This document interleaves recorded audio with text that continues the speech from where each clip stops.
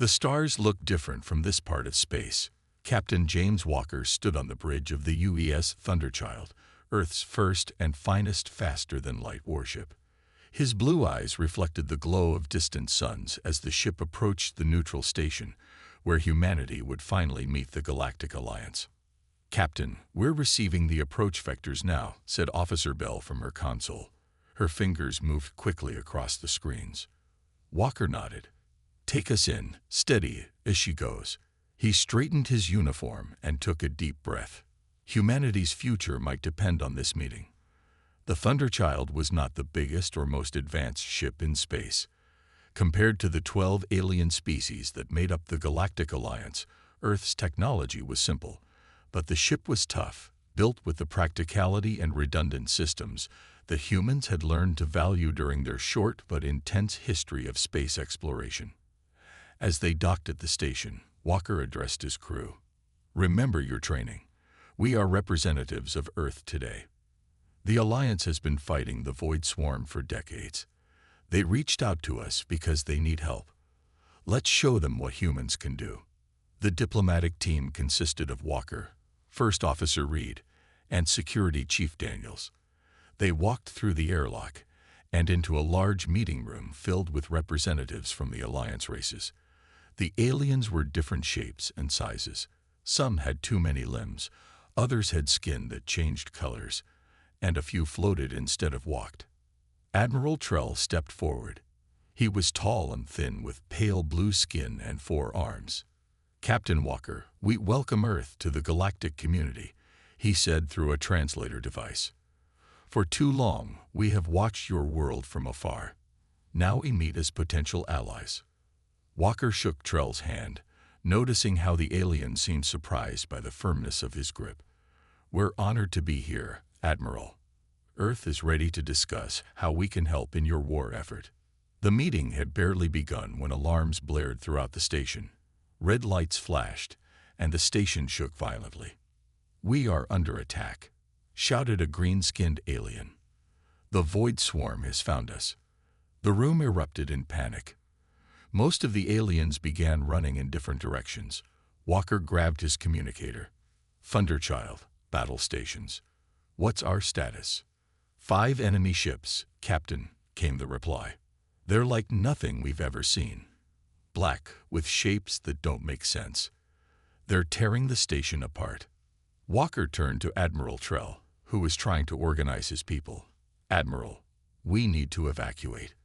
The Thunderchild can provide cover." "Impossible," said Trell.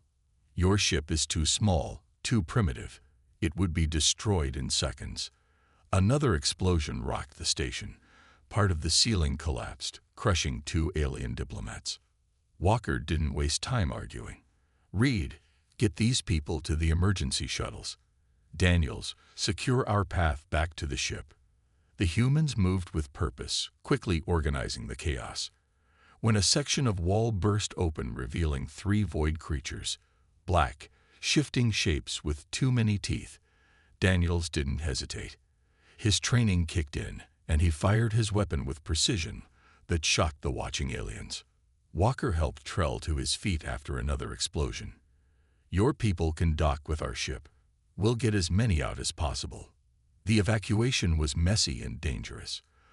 The Thunderchild took heavy damage protecting the escaping shuttles, but when the ship finally jumped to safety, it carried over 200 Alliance survivors. In the medical bay, Admiral Trell watched as the human crew worked tirelessly to help the injured aliens. "You fought when my people froze," he said quietly to Walker. "Your ship took hits that would have destroyed our vessels, yet you kept fighting." Walker looked tired but determined. "That's what humans do, Admiral. We don't give up easily." Trell's expression was hard to read. "I can see that now. Perhaps that is why we avoided contact with Earth for so long. And perhaps that is exactly why we need you now." Walker didn't know what to make of that statement, but he understood one thing clearly. The galaxy had just changed forever. 2 days after the attack, the Thunderchild docked at Centauri Base, the Alliance's main military station. Captain Walker watched through the view screen as ships of all shapes and sizes moved around the massive structure. Some were smooth and elegant, others blocky and practical, but all were bigger and more advanced than the human vessel. "They're staring at us," said Officer Bell. "All those alien ships. They changed course just to get a look." "Let them look," replied Walker. "They'll see plenty more of us soon." The Alliance Council had called an emergency meeting to discuss the human situation. Walker, along with Reed and Daniels, represented Earth. They stood in a large circular room with representatives from all 12 Alliance species. Admiral Trell stood in the center, addressing the gathering. "The attack on the neutral station was no accident," said Trell. "The Void Swarm knew exactly where to find us. They knew we were meeting the humans." A tall, insect-like alien clicked its mandibles together. "Perhaps they attacked because of the humans. We have avoided contact with Earth for good reasons." Walker stepped forward. "And what reasons would those be?" The room went quiet. Trell looked uncomfortable. "Captain Walker, you must understand. We have been watching Earth for centuries. Your people are different." "Different how?" asked Reed, her voice sharp. A floating alien with tentacles and glowing spots moved closer. "You are violent, unpredictable. Your history is filled with war. You develop weapons before medicine. You take risks no sane species would consider." "And yet," said Walker, "when the attack came, my violent crew saved over 200 of your people." Trell nodded slowly. "This is true. The human ship and crew performed unexpectedly well." The debate continued for hours. Some aliens wanted nothing to do with humans. Others saw them as useful tools in the war. A few seemed genuinely interested in alliance. During a break, Reed pulled Walker aside. "Captain, I found something in the Alliance database they gave us access to.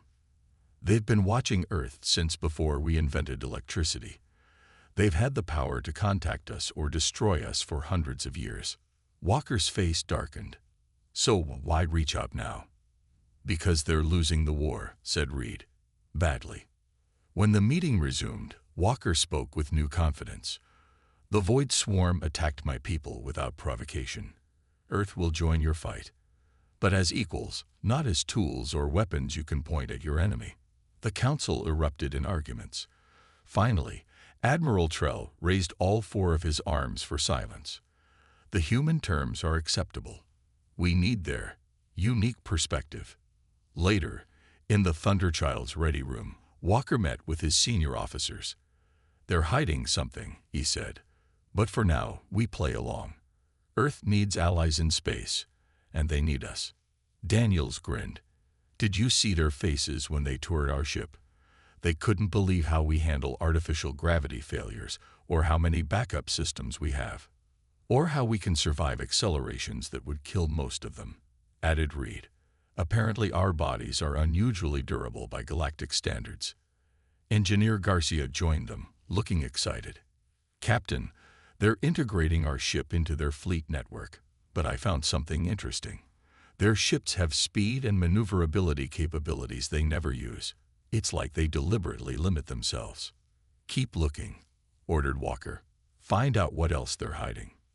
The next day, Admiral Trell personally came aboard the Thunderchild. He moved carefully, as if uncomfortable with the slightly higher gravity humans preferred. "Your ship will join Battle Group 7, he told Walker. "We are designating you as a special tactics vessel." "Special tactics." Trell's skin changed color slightly. "You will be allowed to improvise, something my people are not good at." He paused. "The Void Swarm has attacked 3 more systems since your arrival. They are becoming more aggressive." "We'll be ready," said Walker. As Trell was leaving, he turned back. "There is something else you should know, Captain. After witnessing your crew in action, the Swarm has changed its attack patterns. They specifically target areas where humans are present now." Walker's expression was grim. "They're afraid of us." "Yes," said Trell quietly. "And perhaps they are not the only ones." Alarms blared throughout the Thunderchild as the ship raced toward Proxima Station. The massive supply depot was under heavy attack by Void Swarm forces. Battle Group 7, consisting of 5 Alliance ships and the human vessel, pushed their engines to maximum. Status report, ordered Captain Walker, gripping the arms of his command chair as the ship shuddered. 12 swarm vessels attacking the station, replied Officer Bell. Alliance defenders are following standard protocols, but they're being overwhelmed. Walker watched the tactical display. The Alliance ships were moving in perfect, predictable formations. The Void Swarm, black ships that seemed to bend the light around them, easily countered each move. "This isn't working," muttered Walker.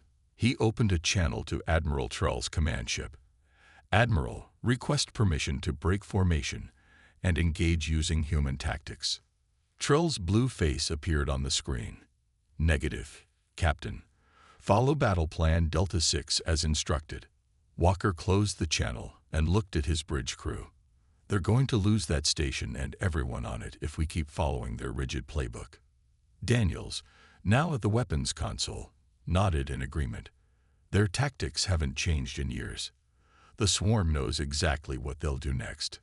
Walker made his decision. "Helm, break formation. Take us in at full speed, random evasive pattern. Daniels, prepare all weapons. Garcia, I need maximum power to shields, then weapons, in that order." Reed looked concerned. "Captain, the Admiral explicitly ordered." "I know what he ordered," interrupted Walker. "And I know what will happen if we follow those orders. Everyone dies." He opened a ship-wide channel. "All hands, battle stations. This is going to get rough." The Thunderchild suddenly veered away from the Alliance formation. The human ship twisted and turned in ways the swarm had never seen, accelerating at speeds that would crush most alien species. "They're noticing us," said Daniels with a grim smile. 3 swarm ships breaking off to intercept. "Good," replied Walker. "Bell, take us right between them. Daniels, ready the modified torpedoes spread we discussed." The Alliance commanders were shouting on the communication channels, demanding that the Thunderchild return to formation. Walker ignored them. The human ship shot between 2 swarm vessels, closer than any Alliance pilot would dare.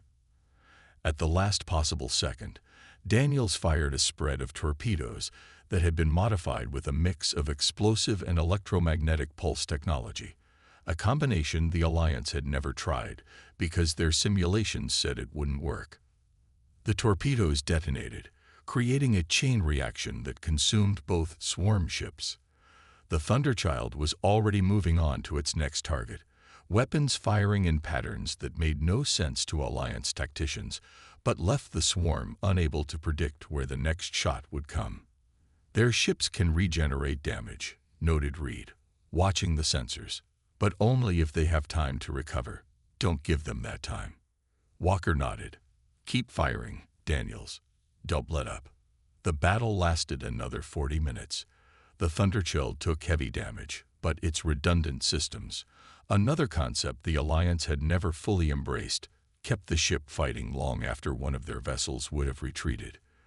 The human crew worked frantically to repair systems even as the battle raged, another practice the Alliance found bewildering. When the last swarm ship finally retreated, Proxima Station still stood. 3 Alliance vessels had been destroyed, and the others badly damaged. The Thunderchild was limping, with hull breaches on 2 decks and power fluctuations throughout the ship, but Walker's crew cheered as the station sent thanks. Admiral Trull's face appeared on the main screen. His expression was difficult to read. "Captain Walker, report to my vessel immediately." An hour later, Walker stood at attention in Trull's office as the Admiral paced back and forth, all 4 arms clasped behind his back. "You disobeyed direct orders," said Trull. "You broke formation. You ignored centuries of tactical doctrine. You modified Alliance weapons without authorization." "Yes, sir," replied Walker, keeping his expression neutral. "You also," continued Trull, stopping directly in front of Walker, "saved Proxima Station and the lives of 8,000 personnel." He paused. "The Council is disturbed by your methods, but they cannot argue with the results.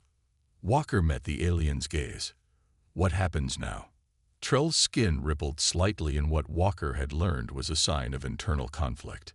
Officially, you are reprimanded for disobedience. Unofficially, he leaned closer.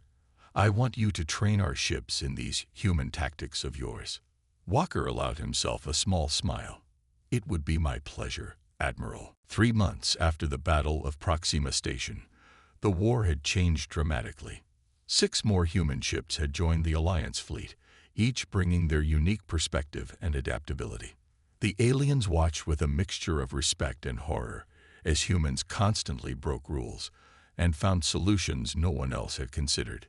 Chief Engineer Garcia stood in the engine room of the Thunderchild, staring at the Alliance power core with frustration. He had spent weeks studying the alien technology, and something wasn't adding up. This doesn't make sense, he said to his assistant Mason. Look at these energy readings. The core is capable of at least twice the output they're using. It's like there's a governor limiting it. Mason looked closer at the readings. Could it be a safety feature?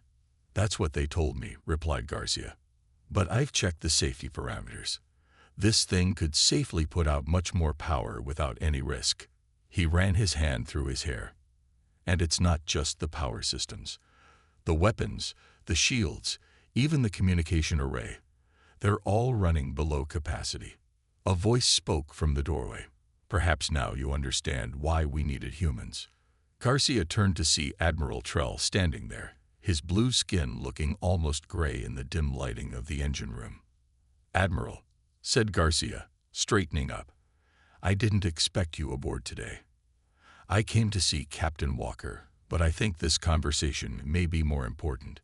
Trell moved closer to the power core. Your observations are correct, Engineer Garcia. Our technology is deliberately limited. But why? Asked Garcia. You're fighting a war for survival. Why handicap yourselves? Trell seemed to age before their eyes. Because the last time we used our technology to its full potential, we nearly destroyed ourselves. He gestured for them to follow him to a more private area. Meanwhile, in the medical bay, Dr. Anna Mitchell was treating Alliance soldiers who had been injured in a recent battle. She had noticed something strange during her time working with the aliens. They seemed to experience pain much more intensely than humans, and their healing rates were significantly slower. Your species is remarkably resilient, said a reptilian alien as Mitchell treated a burn on his arm. That wound would keep one of us sedated for days. You humans just put on a bandage and return to duty. Mitchell smiled. We adapt quickly. It's in our nature. In the command center, First Officer Reed was analyzing data from recent swarm attacks. She noticed a pattern that troubled her. Captain, she said when Walker entered, the swarm is changing its tactics. Look at these attack patterns from the last 8 engagements. They're specifically targeting ships with human crews now. Walker studied the data. They recognize us as a threat. More than that, said Reed. They seem almost afraid of us. The Alliance ships get disabled. Our ships get completely destroyed if they can manage it. It's personal. Before Walker could respond, an alert sounded. Captain to the bridge, came Bell's voice over the intercom. We've received a priority message from Earth. On the bridge, the news was unexpected. Earth is sending 20 more ships, announced Walker to his officers. The Alliance has shared some of their technology, and we've adapted it. Our shipyards have been working around the clock. Daniels whistled. 20 more ships like the Thunderchild. The swarm won't know what hit them. There's more, said Walker. First Officer Russell from the UES Dauntless has successfully infiltrated a swarm vessel. He discovered something crucial. The swarm communicates through a hive mind. They're not individual ships. They're parts of a single consciousness. That explains their coordination, said Reed. But it also gives us a potential advantage.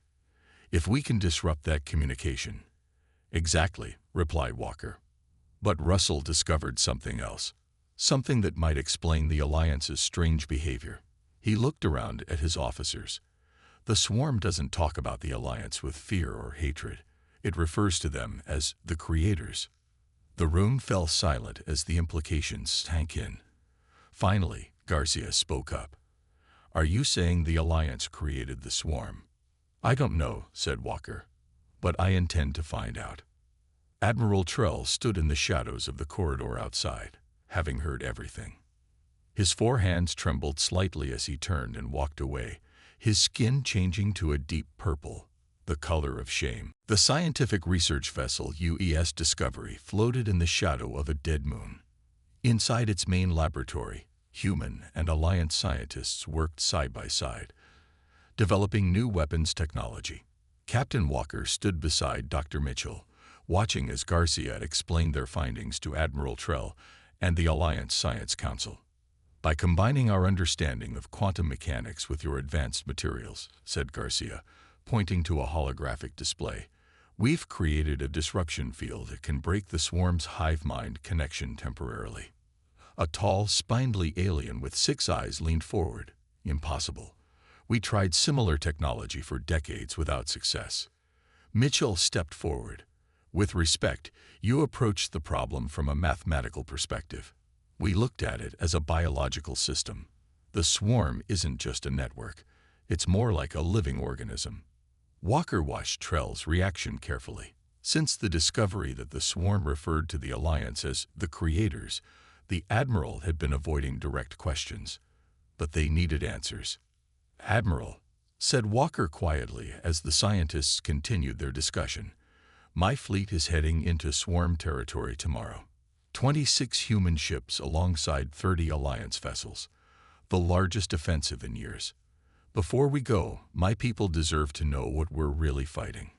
Trell's skin rippled with stress colors. "Not here. Meet me in 1 hour. Observation deck. Come alone." Later, Walker found Trell staring out at the stars.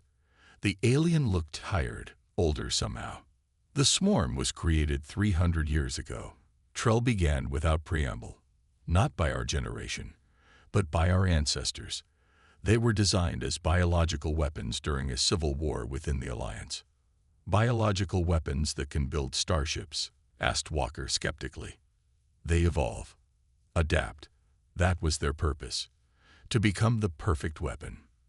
Trell turned to face Walker. "When the war ended, we tried to deactivate them. They refused, rebelled, fled to the outer regions. For generations, we fought them to a stalemate, careful not to use our full technological potential for fear of creating something worse. And you kept Earth in the dark because your species was different. Your minds have a natural resistance to swarm influence. Something about your brain patterns makes you immune to their control signals." Trell's hands twitched nervously. Some on the council feared that if the swarm ever absorbed human DNA, they would become truly unstoppable. "So you watched us, waiting for us to destroy ourselves. Many believed you would. Your history is volatile." Trell's voice softened. "But you surprised us. You reached the stars despite your conflicts. And when the swarm began winning, we had no choice but to risk contact." Walker processed this information silently. Finally, he asked, "Does the swarm have a central intelligence? A core we can target?" "Yes. We believe so. Hidden deep in the Helios Nexus. We've never been able to reach it." The next day, the combined human Alliance fleet jumped into swarm territory. The battle that followed would later be called the Turning Point. 20 swarm ships met them at the border of the Helios system.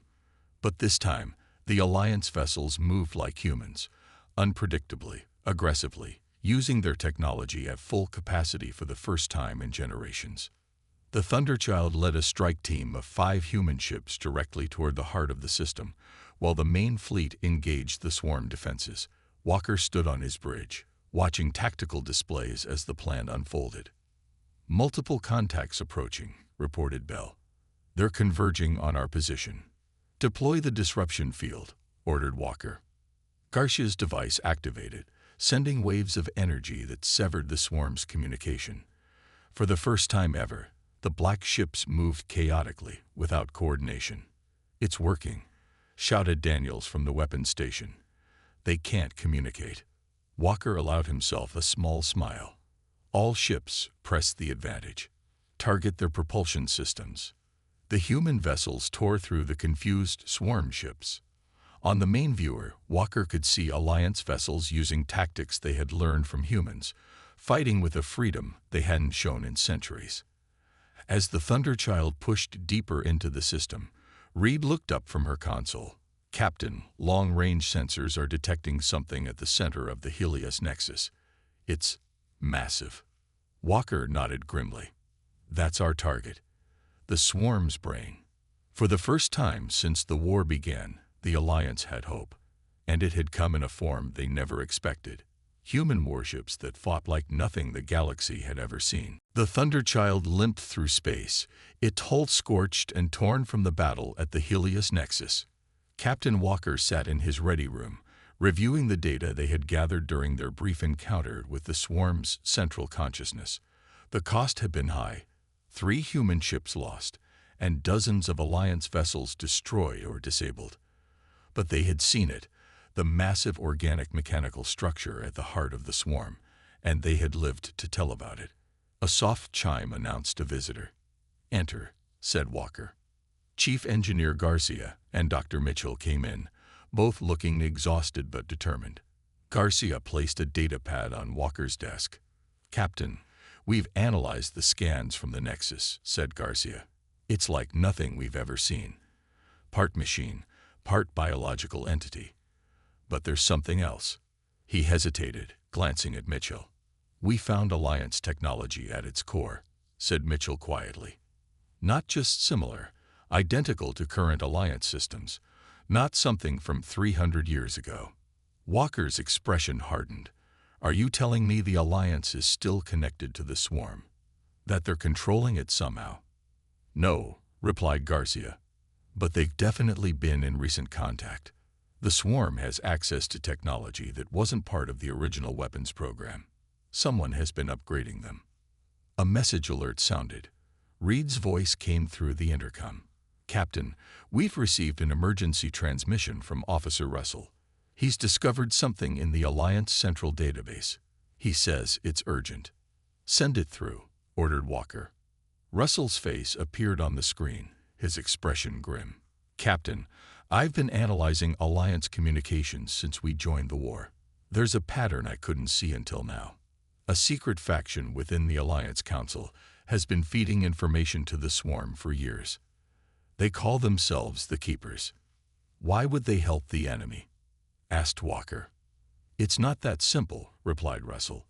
"From what I can tell, they don't see the swarm as the enemy. They see it as a tool. The war keeps the Alliance species united, dependent on the Council for protection.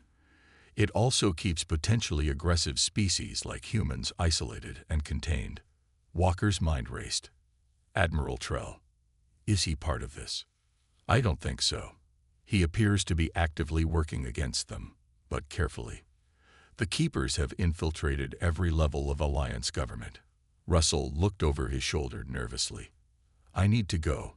They're starting to track my access to the system. Be careful who you trust, Captain." The screen went dark. Walker stood up and paced the room.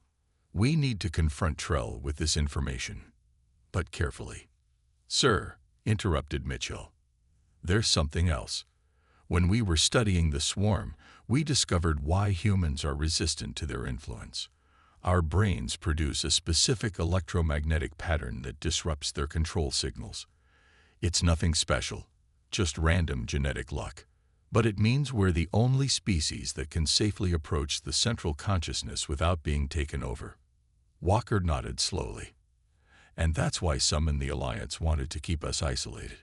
If the swarm can't control us, we're a threat to anyone using the swarm as a tool." "Exactly," said Garcia. "And now that we know about the disruption pattern, we could potentially shield other species too. The Alliance wouldn't be dependent on the Council anymore." The ship's alert system suddenly blared to life. Walker rushed to the bridge with Garcia and Mitchell close behind. "What's happening?" demanded Walker. Reed looked up from her station, her face pale. Captain, we're receiving distress calls from multiple systems.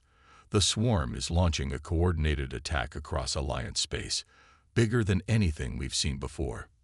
Daniels turned from the weapons console. Sir, they're not just hitting military targets. They're going after civilian populations. And he paused, his voice dropping. Long-range scans show a massive swarm fleet heading directly for Earth. Walker's blood ran cold. How long until they reach Earth?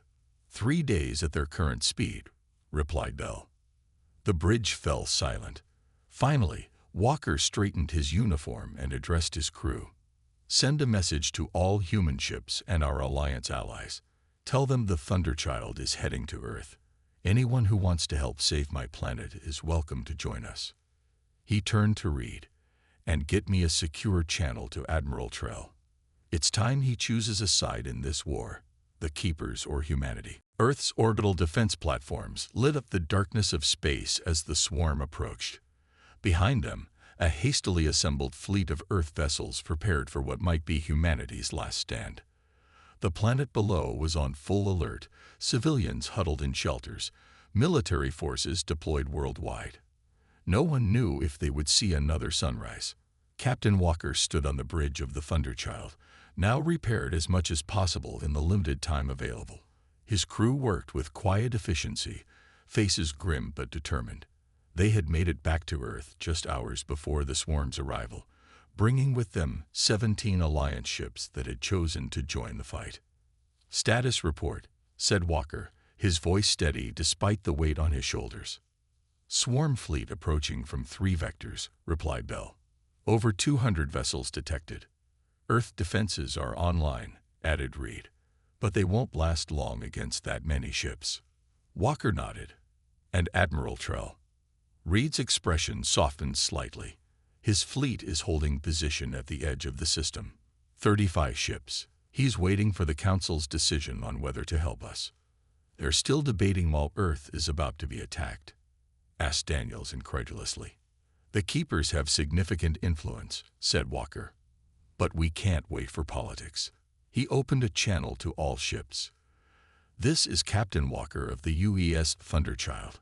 The swarm is coming for Earth because they fear what humans represent. Freedom from control. Today we fight not just for our planet, but for every species that wants to determine its own future. Hold the line. Protect Earth at all costs. The swarm struck with overwhelming force. The first wave crashed against Earth's orbital defenses, destroying several platforms within minutes. Human ships moved to intercept, fighting with desperate courage. The Thunderchild led the counterattack, its weapons firing continuously as it danced through the enemy formation. Captain, shouted Garcia from the engineering station, the disruptor field is only affecting the closest swarm ships. There are too many. Mitchell, who had refused to evacuate to the planet below, looked up from a console where she had been monitoring the swarm's communications. The central consciousness is coordinating this attack directly. I can pinpoint its command ship, there, at the heart of the third attack wing. Walker studied the tactical display. That's our target. If we can get close enough to deploy a concentrated disruptor field directly on the command vessel, it would sever control of the entire swarm, finished Reed. But it's suicide. We'd never get through their defenses. We might, said Walker, with some help. He opened a private channel. Admiral Trell, I know you can hear me. You told me once that nothing would ever be the same after humans entered the fight. You were right. But now you need to decide what kind of galaxy you want to live in. One ruled by fear and control, or one where all species are truly free. For a long moment, there was only static. Then Trell's voice came through. The Council has voted against intervention. A pause. However, I find I no longer recognize their authority. All ships, follow my lead. Protect Earth. The Alliance fleet suddenly jumped into the battle, their weapons at full power for the first time in centuries. Trell's flagship cut through the swarm formations, clearing a path toward the command vessel. There's our opening, said Walker. Helm, take us in. Maximum speed. The Thunderchild accelerated toward the heart of the enemy fleet, taking hit after hit as it pushed forward. Around them, human and Alliance ships fought side by side, perfectly complementing each other's strengths and covering each other's weaknesses. "Disruptor at full power," reported Garcia as they closed on the command ship. "But our shields are failing." "Range to target?" asked Walker. 1,000 kilometers, said Bell. 900, 800. A massive explosion rocked the ship. "Direct hit to engine room," shouted Daniels. "We're losing power." "Keep going," ordered Walker. "Everything we have left to the engines." The distance closed. 600 kilometers. 500. The Thunderchild was falling apart around them, but still it moved forward. 300 kilometers, said Bell. "Disruptor range." "Now, Garcia," shouted Walker. The disruptor field fired, a wave of energy that engulfed the command ship. For a moment, nothing happened. Then, one by one, the swarm vessels stopped fighting. Some drifted aimlessly. Others began to turn on each other in confusion. As the smoke cleared on the Thunderchild's shattered bridge, Walker looked out at the stars. Earth still stood, and around it orbited the combined fleet of humanity and their new allies. Admiral Trell's voice came through the damaged communication system.